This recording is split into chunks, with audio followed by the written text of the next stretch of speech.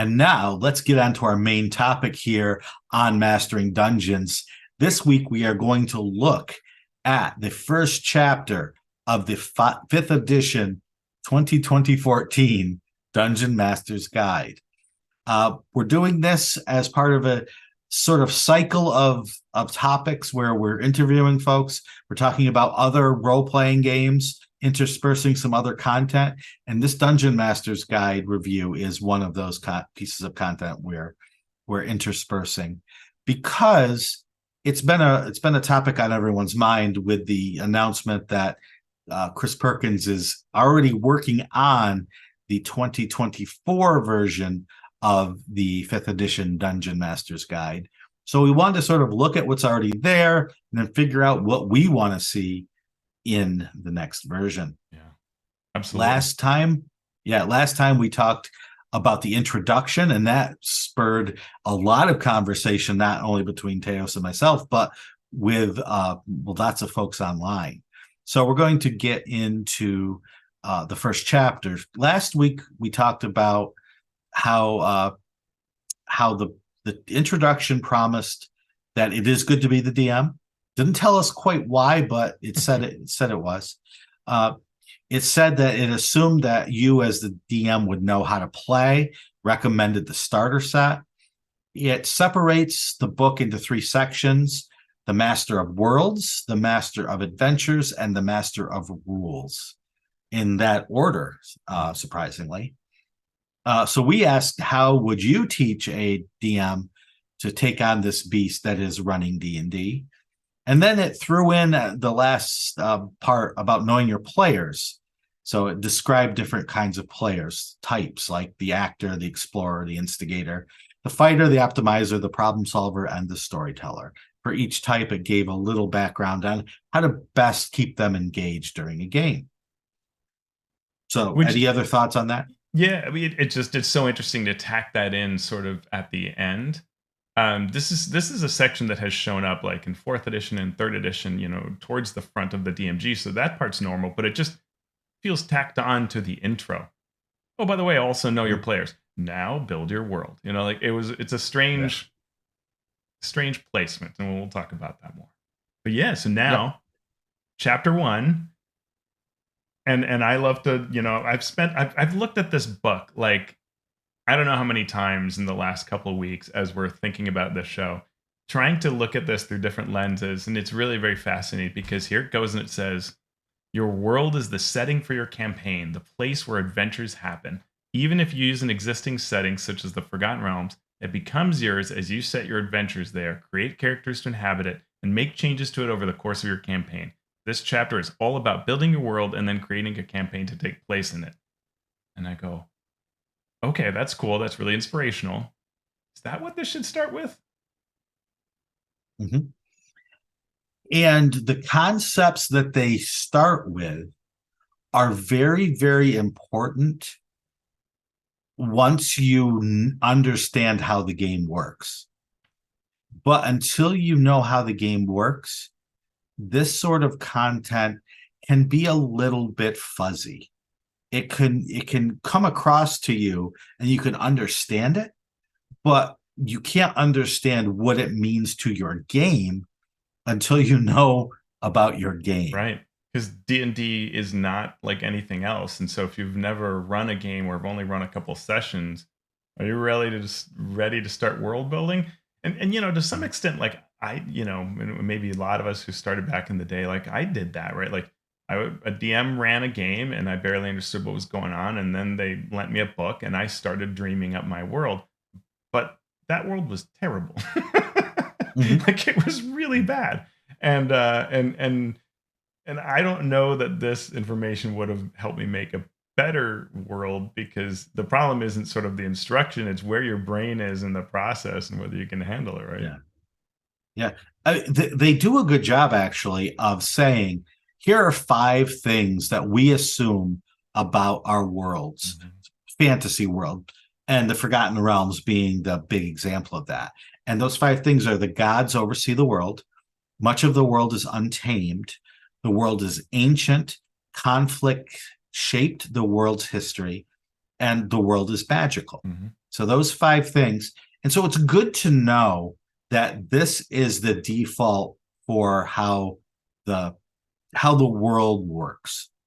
Uh, but unless you go into further detail about how the rules deal with the fact that gods oversee it, how the rules deal with much of the world being untamed and ancient and shaped by conflict and magical, then it doesn't mean a lot in terms of being a game master who's sitting down in front of a bunch of players.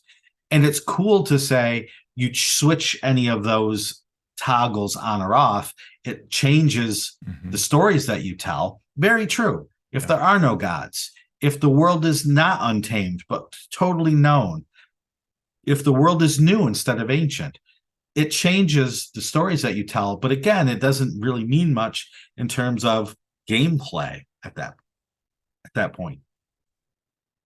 Yeah, and even if you were to, like, one of the things I ask myself is, okay, let's say that I just use this. Like, I just go in and I go, okay, I understand the core assumptions. Now I go in and I customize them to do what I want. So maybe I say, oh, the world is not a magical place. It's mundane and the world is new. And I go through this, and then I go to the next pieces we'll talk about. At the end of it, that might work in terms of creating an interesting thing and a thought-provoking thing, but I don't know that it's like a ready to use thing, if you know what I mean.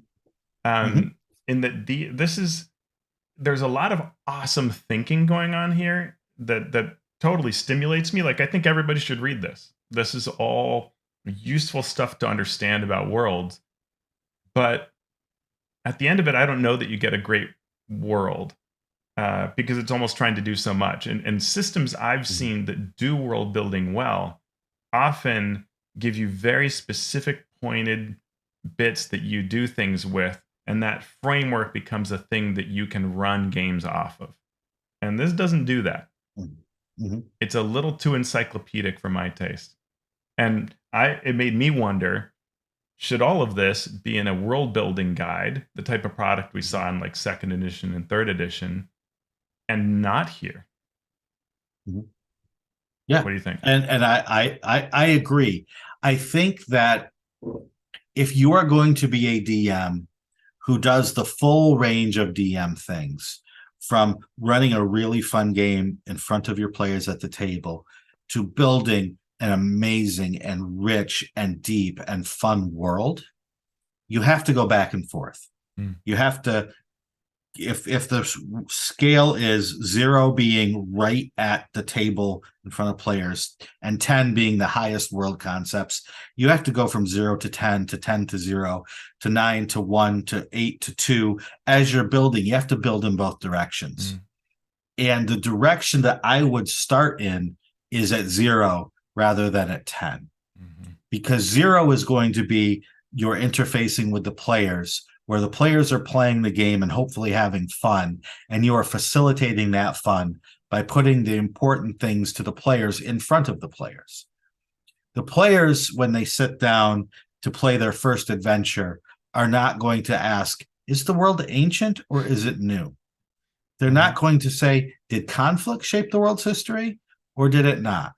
They're going to say, why are we here and what are we going to do? Yeah, what can I order from the tavern? And that's one of the things I think that I've heard as a common criticism. We heard this on our Discord a lot, that this advice they're giving, you don't see it in any of their published products. Right? None of the published products are just giving us all these details and all this. It tends, right? Instead, it's like, hey, you got off the boat in Schult. Here's what's going down. Get going, right? Like, jump into it. You are in the Underdark, and here's what you need to do right now.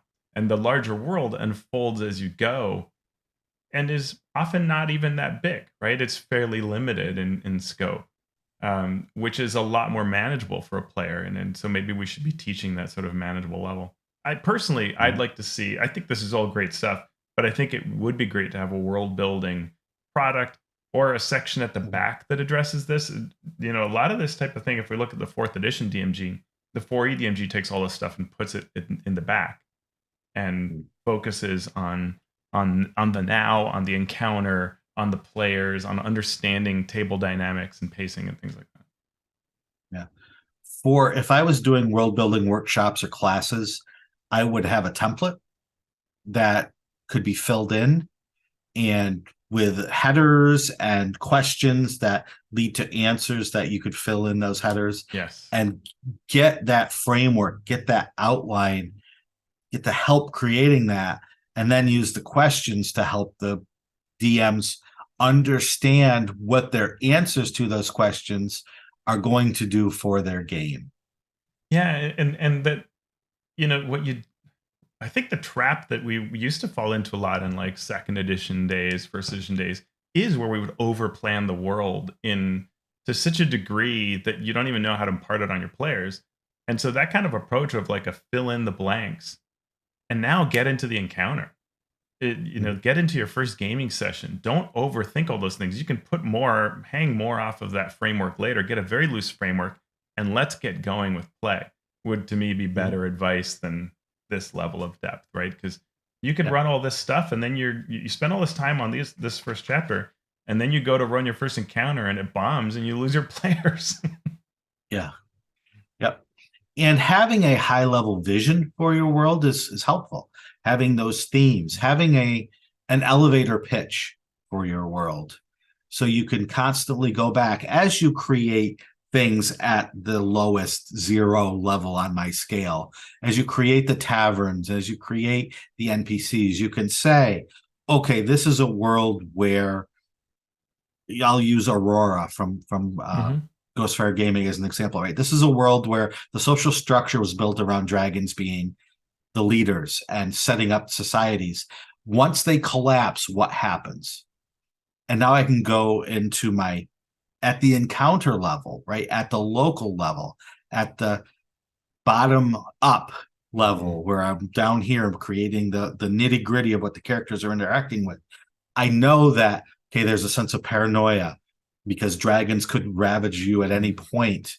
So I'm going to constantly be thinking of that, but I'm going to be putting that effort into what the NPCs are and where the characters might interact with the world rather than thinking of the world only. Yeah, and to add to that, when you're running, if you teach people how to do bottom up, that supports that encourages you also to be a better DM, and Mhm. to develop great skills. And those are things that are tools and techniques and approaches that are very different than encyclopedic, right? So one thing is if we say, okay, like there's a section on factions, right? So we could list all our factions up front, and a bunch of them might never come up, or we might find ourselves trying to figure out how to fit them in and play in ways that are being shoehorned and don't quite fit. But if instead someone talks to the an NPC, and we think to ourselves as a technique, when they talk to an NPC, ask yourself these three questions about an NPC. I'm making this up, right? Mhm. And one of them could Yeah. be, to what faction or group do they belong? How do they fit Mhm. into the larger world? And that's where improvising, we might learn to say, hey, they are a member of the blah blah blah guild. So Mhm. this is what that guild wants. And we're just making notes as we go, right? Learning those kinds of skills will get you a lot further in life than this sort of encyclopedic pre-planning, which doesn't have anything Right. to do with the action at the table. And Mhm. so if this advice were based off the action at the table and started at the ground zero, like you're talking about, that would lead you Right. and put DMs in a better place, right?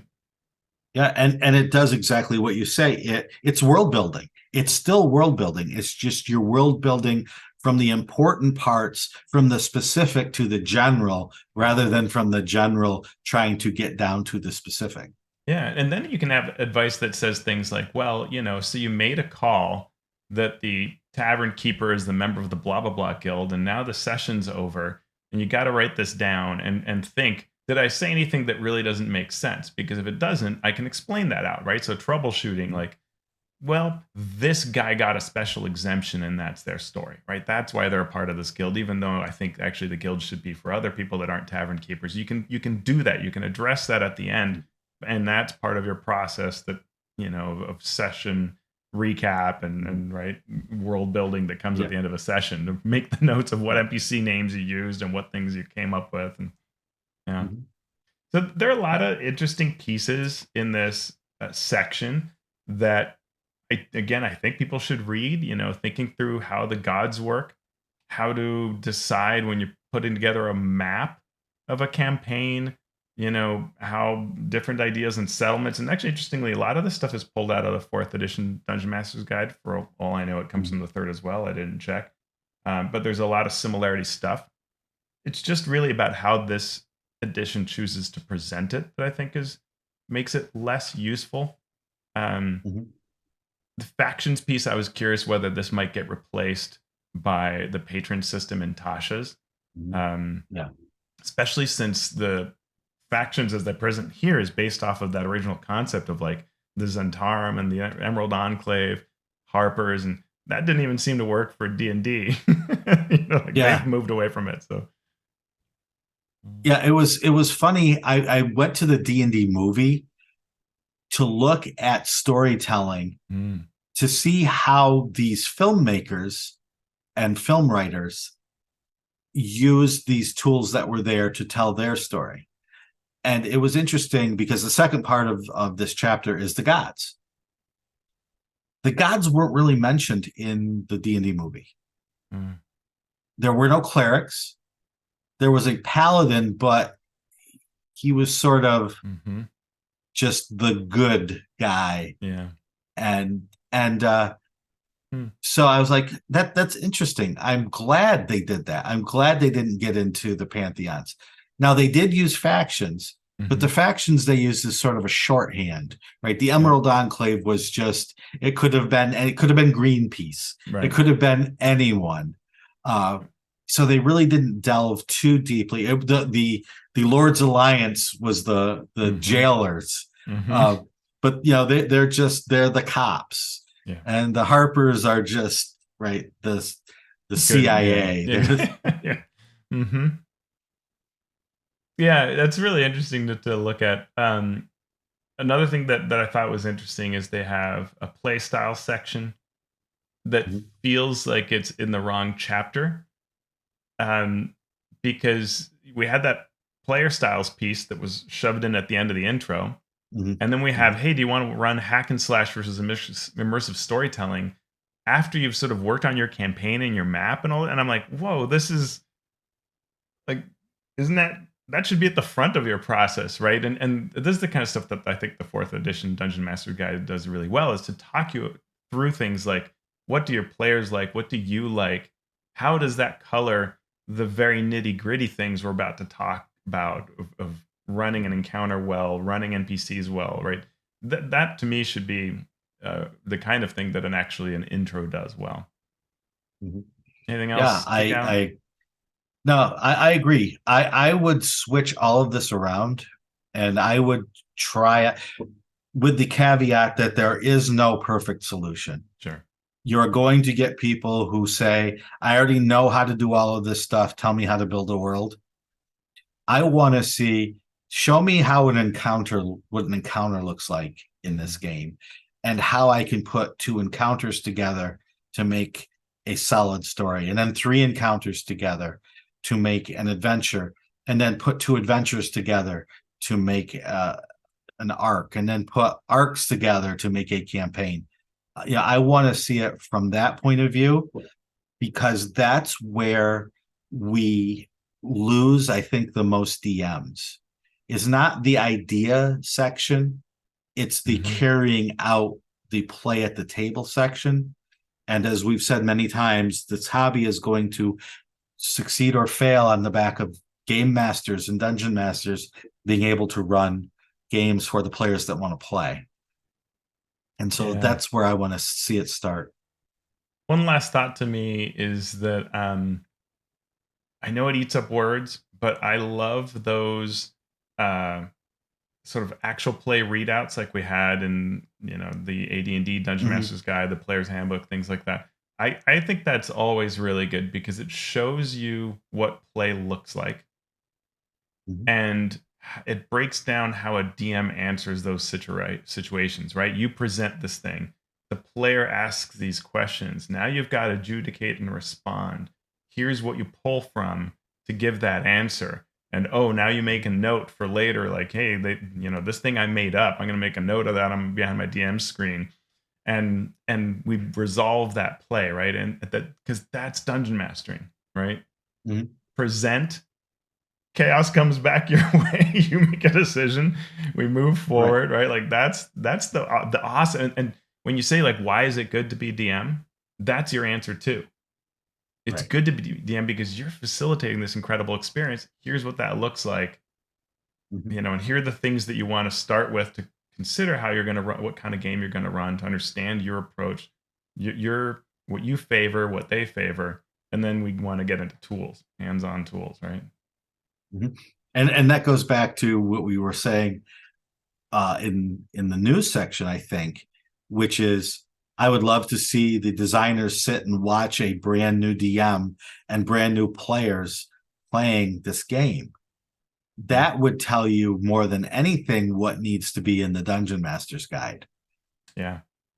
Yeah, and how they might look at, like, I would love to see a new DM reading. There's a part that says, creating a campaign in this section. And it's kind of like a mess around find out school of thought. It's not really a process. And I bet if you watched a person read this, that you'd say, "Cool, what campaign are you running?" They'd be like, "I don't know. Like, I don't know what to do." But if Right. you look at something like Mike Shea's Return of the Lazy Dungeon Master, and you read the section there that tells you how to create a campaign, that is such a process that I think Mhm. any new player would go like, okay, here's what I'm thinking. And it Mhm. might be like from the perspective that's a bit naive, but they could follow that process, right? And would feel like they could follow that process. And that's Right. this needs that. Yeah. It needs some steps. Any other thoughts on the chapter 1 of this Dungeon Master's Guide? No, I think I've said it. Okay. Well, I think I have said it too. I think that we're on the same page in that Hmm. this is good content. Oh, yeah. It can be massaged to be more useful, especially to new DMs, and might need to be after the section where you actually learn what a DM does at the table. So we will continue our look in forthcoming weeks about the other chapters in the Dungeon Master's Guide, including creating a multiverse, creating adventures, and much, much more. But I want to thank everybody out there for listening to us give our thoughts on all of this. And you can become a patron of the show, like our Masters of Dungeons who support us. We give a special shout out to our Master of Realms supporters in our show notes, and our Masters of the Multiverse. Well, we're going to talk to them right now. Craig Bailey, Steve Bissonette, Evil John, Darren Chandler, Andy Edmonds at nerdronomicon.com, Ben Heisler and Paige Lightman, Sean Hurst, Brian King, Travis Lee, Chad Lench, Post Fiction RPG Audio, Eric Mengi, The Micro Ant, Sean Molly, Falcon Neal, Chance Russo at Drago Russo, Ross Sandberg, Krishna Sea Monkey, Joe Tyler, James Walton, and Graham Ward. Thank you for being masters of this multiverse. Yeah, and thank you so much, and for everybody who's on our Patreon, you get the show notes, and our show notes for this episode have breakdowns of a lot of subparts of the Dungeon Master's Guide, which time wise we did not get into, but you get to see that benefit in the show notes if you're so For inclined. sure. Yep. So thank you to listeners and our patrons. And if you would like to become a patron of the show, you can go to patreon.com/mastering D&D. And if you get a chance, you could also leave a review on Apple Podcast or whatever podcatcher you use. And you can also subscribe via YouTube to our YouTube channel to see these marvelous countenances each and every week.